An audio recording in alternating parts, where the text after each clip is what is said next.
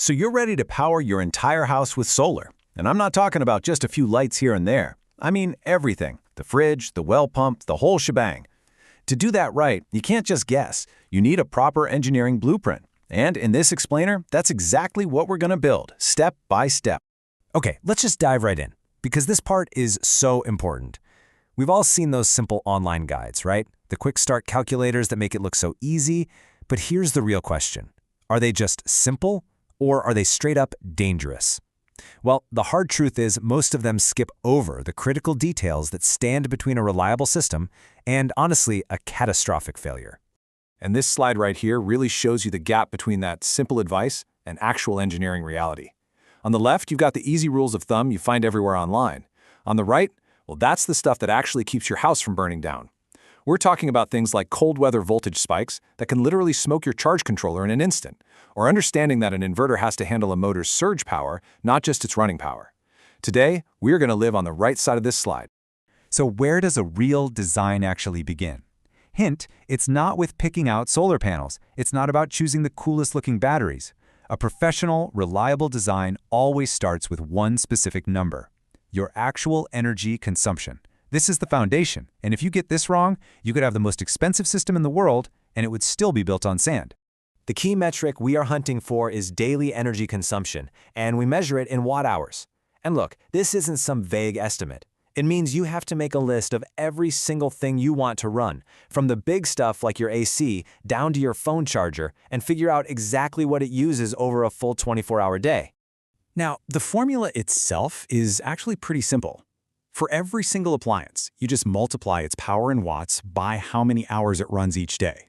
So that 150-watt fridge that cycles on and off for about, say, 10 hours a day, that's 1,500 watt-hours right there. You just do that for everything on your list, add it all up, and boom, you've got your number. Once you've tallied everything up, you've got your magic number. For a modern home, which is what we're designing for today, you're probably going to land somewhere between 5,000 and 10,000 watt-hours a day. This one number is the key that unlocks every other decision we're about to make. Okay, so we have our daily energy target locked in. Now we can get to the fun part, sizing the big three components. That's the solar array, the battery bank, and the inverter. Each one of these is calculated directly from that foundational energy number we just worked so hard to figure out. First up, the solar array. Now, sizing this isn't just about matching the panel wattage to your daily needs. You have to design for the real world. That means you have to factor in how many peak sun hours your specific location actually gets, and you have to account for the power you're just going to lose to things like wiring, heat, and component inefficiencies. It's inevitable.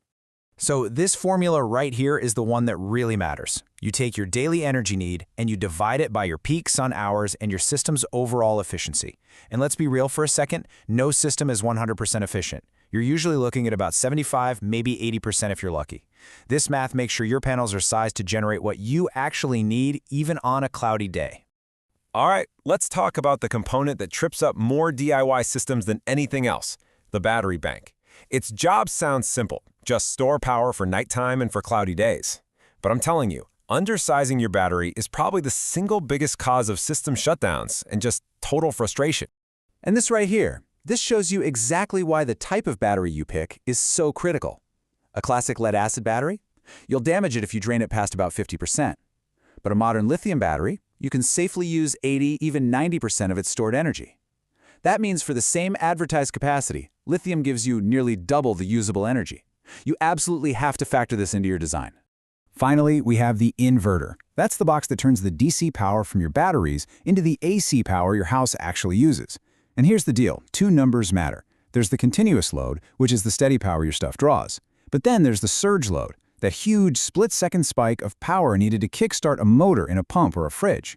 If your inverter can't handle that surge, the whole system will just trip offline every single time the compressor kicks on. So we've sized all the main gear. Now we need to talk about the part that keeps it all from destroying itself or, even worse, burning your house down. We are talking about the critical safety layers. This is what separates a reliable power station from an incredibly dangerous hobby project. This quote is the key to understanding what we call worst-case design. A solar panel's voltage is rated for standard, kind of warm conditions. But on a bright, freezing cold day, that voltage can spike way, way higher than the number you see on the spec sheet. And if your system isn't built to handle that absolute peak, you're in for a very bad and very expensive surprise. And here are the brutal consequences of ignoring that. That cold weather overvoltage, it will instantly smoke your charge controller. Gone. Cables that are too thin for the current they're carrying, they basically become heaters, and that is a massive fire hazard. And an unfused battery, well, let's just say a short circuit is the last thing you ever want to see. Each one of these is a predictable failure that comes from a bad design. You can think of the charge controller as the brain of the charging system. It sits right between your panels and your batteries, and it manages all the power flowing between them. But here's the thing, it has hard limits. It can only handle a certain maximum voltage and a certain maximum current. If you exceed either of those limits, even for a second, it's toast. So how do we protect everything? With correctly sized fuses and breakers. And let me be perfectly clear, this is not optional. You must have a fuse between the batteries and the inverter and another one protecting the charge controller. They're designed to be the sacrificial weak link in the chain. They blow first to save your $1,000 components. And let's be crystal clear about what's at stake here. A simple car battery can weld a wrench to the frame if you short it.